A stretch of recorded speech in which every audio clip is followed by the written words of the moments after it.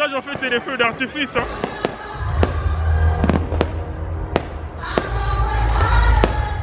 Bonjour à tous, c'est encore Maprosi, j'espère que vous allez tous bien.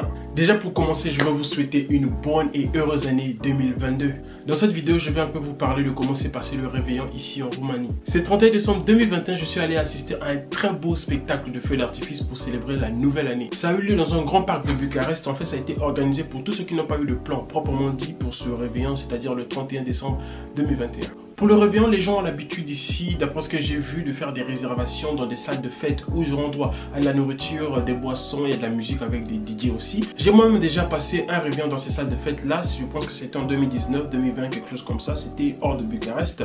Et pour ça, il fallait faire une réservation, je pense que 2 à 3 mois auparavant, parce que si on attendait carrément le moment des fêtes, là, on n'allait pas du tout trouver de la place. Il y a d'autres qui vont fêter le réveillon dans des hôtels ou des pensions qui organisent des fêtes de fin d'année. Bien sûr, il y aura de la musique, la nourriture, etc. comme j'ai dit pour le précédent. Et parmi les régions de la Roumanie où les gens aiment beaucoup passer le réveillon, c'est la région de la Transylvanie, parce qu'il y a beaucoup de stations de ski là-bas. Par exemple, dans la ville de Sinaia, Poiana Brasov, Predeal. Dans cette zone-là, il y a même beaucoup de touristes aussi qui arrivent pour passer leur fête de fin d'année là-bas. Donc souvent, les gens font des réservations au mois d'août et septembre, pendant qu'on est encore en été, pour être sûr d'avoir des places dans cette région-là de Sinaia, Brasov, Predeal, comme j'ai dit tout à l'heure, parce qu'il y a des stations de ski. Sans compter qu'il y a aussi des touristes qui viennent d'autres pays et qui font des réservations pour ces endroits-là. Du coup, juste imaginez-vous le chaos. D'après ce que j'ai compris, c'est que la Roumanie serait parmi les pays européens où la situation avec ce virus serait un peu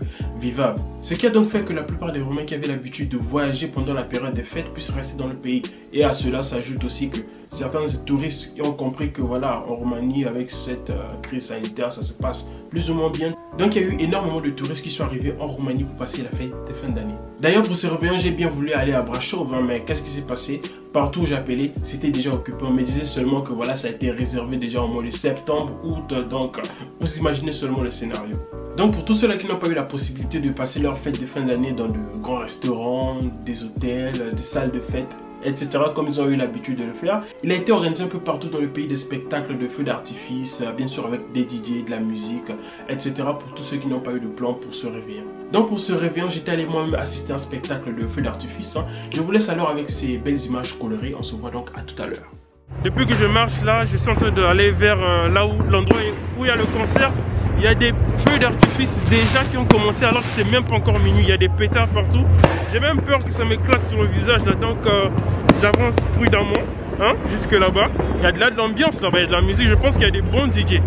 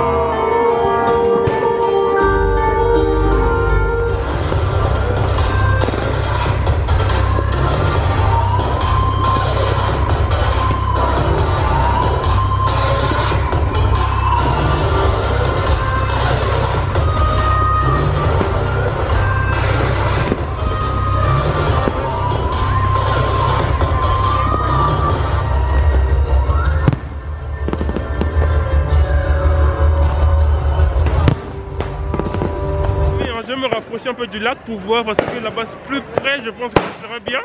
Il fait tout sombre. Ce qui arrive à éclairer mon visage en fait c'est des feux d'artifice. Donc je vais m'approcher, il y a un max du monde, il y a trop de monde là. Wow. C'est très beau. le lac là-bas. Et ça caille, il fait très froid.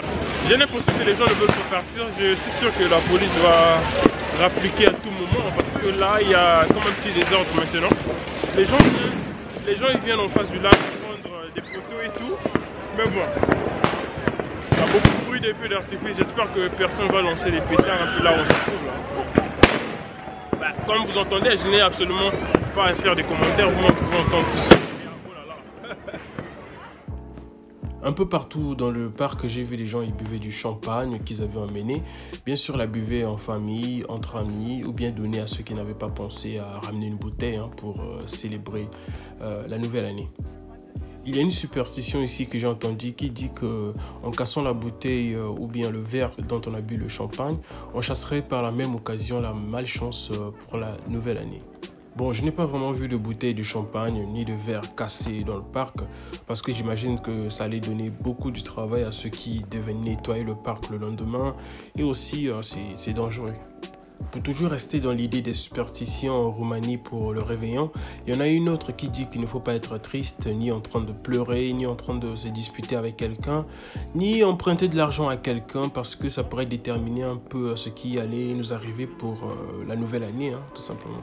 Au contraire, il faut être bien habillé avec des vêtements neufs, avoir de l'argent sur soi, être de bonne humeur, être gentil avec tout le monde, souriant, pour que l'année qui commence puisse nous trouver dans cet état d'esprit et que tout cela s'accomplisse tout au long de la nouvelle année.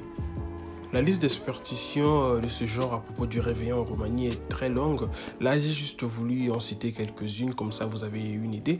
Mais soyez-en sûrs, je ferai une vidéo à propos des superstitions en Roumanie. Je pense que ça sera intéressant.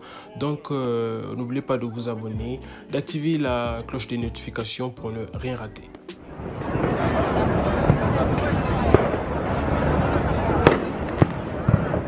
À la fin de l'événement, les prix des taxis Uber ont augmenté. Ceux qui n'avaient pas de voiture et qui voulaient rentrer chez eux, en tout cas, sont restés là, galérer dans le froid. Moi aussi, je faisais partie de ces personnes, mais grâce à Dieu, j'ai trouvé un Uber et voilà, je suis rentré chez moi. Dites-moi un peu dans les commentaires ce que vous avez eu à faire pendant ces fêtes de fin d'année. S'il y a eu quelque chose d'inhabituel, quelque chose comme ça, écrivez dans les commentaires. En tout cas, merci d'avoir regardé cette vidéo. On se retrouve prochainement pour une vidéo très fraîche. La revedere.